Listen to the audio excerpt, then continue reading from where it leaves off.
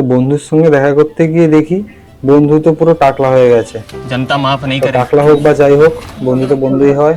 अच्छा। তো টাটা বলে বেরিয়ে পড়লাম বাড়ির উদ্দেশ্যে। দীর্ঘ সময়ের পর বন্ধুর সঙ্গে দেখা। আজকে সন্ধ্যার সময় এসেছিলাম দেখা করতে। এ হচ্ছে আমার বাল্য বন্ধু।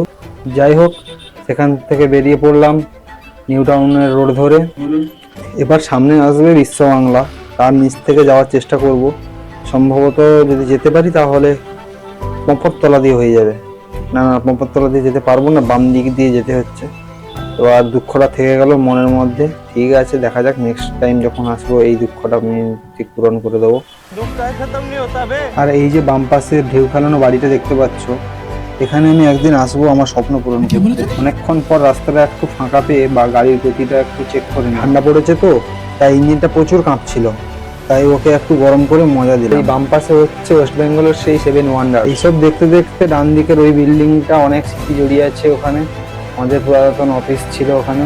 তারপর সময় হলো গা হাত একটু ছাড়িয়ে নেওয়ার, তাই গাড়ির উপর একটু দাঁড়িয়ে হাত ছাড়াচ্ছিলাম। মনে পড়লো গাড়িতে গরম হয়ে গেছে, এবার আমার গরম হওয়ার পালা। তাই দাঁড়িয়ে একটু চা খেয়ে নিলাম। এই হচ্ছে সেই দোকান। এই ছিল আজকে সন্ধ্যার কিছু সুন্দর মুহূর্ত। রাম রাম সবাইকে, টাটা।